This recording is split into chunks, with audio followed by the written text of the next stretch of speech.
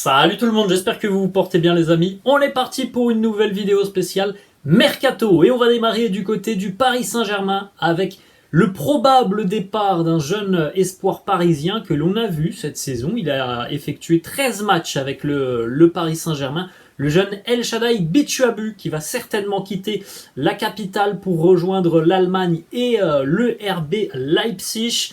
Encore une fois, c'est dommage parce qu'on a un jeune garçon bourré de talent qui va certainement découvrir un championnat qui va lui plaire, qui va certainement se révéler là-bas parce que c'est ce qui se passe depuis quelques années quand le RB vient chercher des joueurs en Ligue 1 et pas mal de joueurs d'ailleurs du côté du PSG. Souvent c'est une réussite et c'est tout ce que l'on souhaite aux jeunes joueurs, mais malheureusement aussi ça en dit long sur la politique du Paris Saint-Germain qui est dans l'incapacité d'offrir une place à un jeune joueur qui pourtant est très prometteur.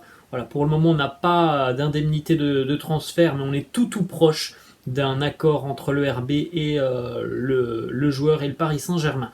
On continue avec une autre information qui concerne le secteur défensif. Le départ officiel de Pau Torres, on en parlait déjà depuis une quinzaine de jours, c'est désormais bouclé puisqu'il est de retour après avoir passé ses vacances et notamment sa lune de miel avec sa compagne. Pau Torres, le défenseur de Villarreal qui était notamment suivi par le Bayern Munich, s'engage donc du côté de l'Angleterre avec Unai Emery, l'un de ses anciens entraîneurs, du côté évidemment d'Aston Villa, qui on le rappelle jouera l'Europa Conference League la saison passée.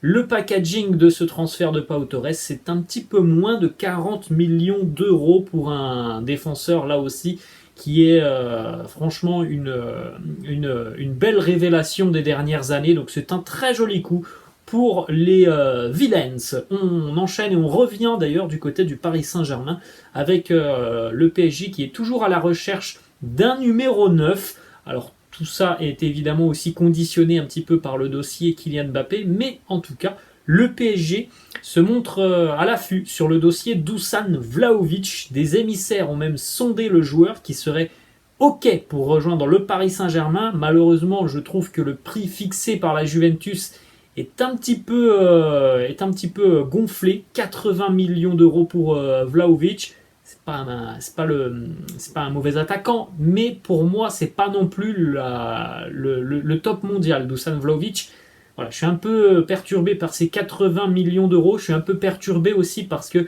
je trouve que du côté de la Juventus, alors dans un contexte particulier, il n'a pas en tout cas atteint les sommets que l'on lui prédisait lorsqu'il était encore du côté de la Fiorentina. Donc voilà, je reste un petit peu sur ma faim par rapport à son passage côté turinois.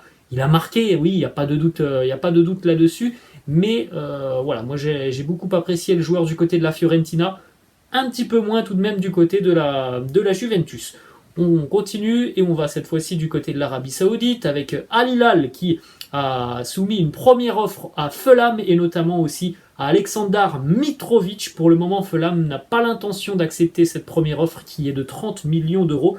Mitrovic fait partie des cibles prioritaires du mercato du club saoudien. On a notamment aussi Lukaku qui est suivi, mais Lukaku a plus ou moins écarté la piste d'un départ du côté de l'Arabie Saoudite. Donc voilà, on a des discussions qui vont se poursuivre avec Mitrovic qui a été l'un des grands artisans du maintien assez facilement acquis d'ailleurs par les cottagers de Fulham cette saison. Il y a des statistiques qui sont hallucinantes. Mitrovic depuis 2 ans avec Fulham, que ce soit en Championship et pour le retour en Premier League, les stats sont absolument monstrueuses. On poursuit les amis, on va du côté de Manchester United, peut-être un départ dans le secteur offensif.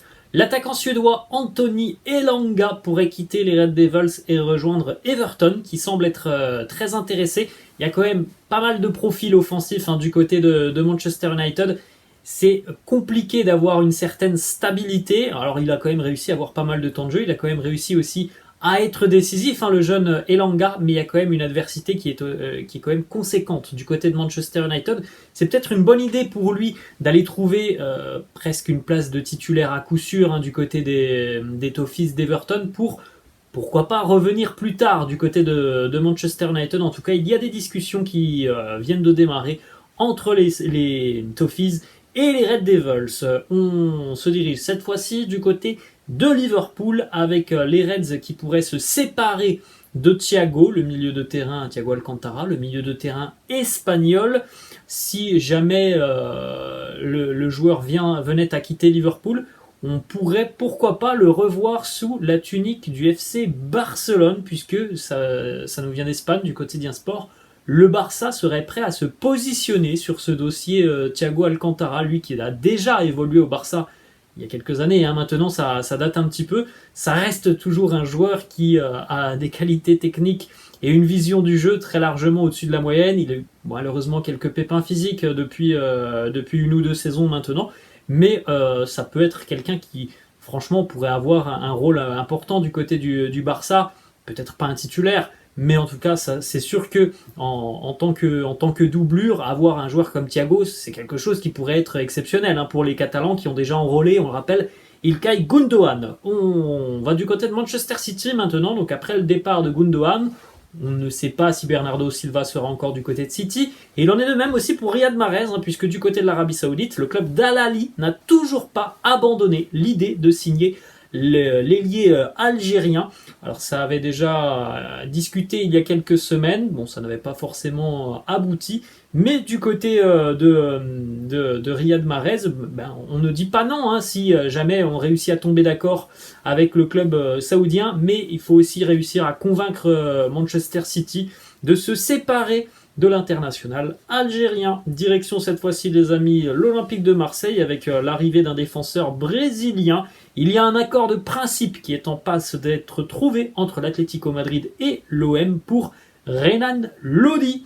Après donc avoir recruté Geoffrey Kondogbia, peut-être une deuxième arrivée en provenance de l'Atlético côté OM, Renan Lodi qui n'est pas toujours un titulaire, hein, du côté de l'Atlético, mais c'est quelqu'un quand même très expérimenté. Ça pourrait être franchement un joli coup, je pense, pour l'Olympique de Marseille. L'OM a en plus de ça souvent eu sur les dernières saisons du mal à trouver une certaine forme de stabilité sur ses postes de latéraux, que ce soit à gauche ou à droite. Donc voilà, affaire à suivre sur les tout prochains jours. On va terminer les amis avec deux autres infos. Premièrement, on va du côté de Lens où le Racing a accéléré dernièrement sur le dossier Romain Saïs, le défenseur international marocain. Les contacts sont avancés à tel point que les 100 et or sont désormais en pole position sur ce dossier. On rappelle, hein, que l'OM était intéressé, que Lille aussi était intéressé. Alors, il est évident que le fait de jouer la Ligue des Champions va certainement être quelque chose qui sera primordial dans la prise de décision de Romain Saïs, qui, on le rappelle, évoluait en Turquie du côté de Beşiktaş. Affaire à suivre sur les prochains jours. C'est un profil hyper intéressant, Romain Saïs. Très très bon défenseur, dur sur l'homme, qui ne lâche rien. Il a véritablement une aura, hein, défensivement, qui est assez impressionnante. Il est très bon dans le jeu aérien, dans le placement, dans les duels. Un défenseur hyper complet, hyper solide. Et on termine, les amis, du côté du FC Barcelone avec un départ qui pourrait arriver dans les prochaines semaines. Ferran Torres qui pourrait rejoindre l'Angleterre. Arsenal se montre intéressé. Alors là, on n'a rien de bien concret, mais voilà, il y a pas mal d'informations qui émanent d'un intérêt des Gunners pour l'ailier du Barça qui n'a jamais trop convaincu quand même, hein, du côté de la Catalogne. Après son arrivée en provenance de Manchester City, on avait quand même beaucoup misé sur lui, on a beaucoup investi du côté du Barça. On va pas se mentir, c'est quand même un léger flop du côté de Barcelone, Ferran Torres. Voilà les amis, la fin de cette vidéo, j'espère que ça vous a plu. N'hésitez pas comme d'habitude à lâcher un petit pouce bleu. N'hésitez pas non plus à vous abonner à la chaîne, je vous laisse et je vous dis à la prochaine. Ciao!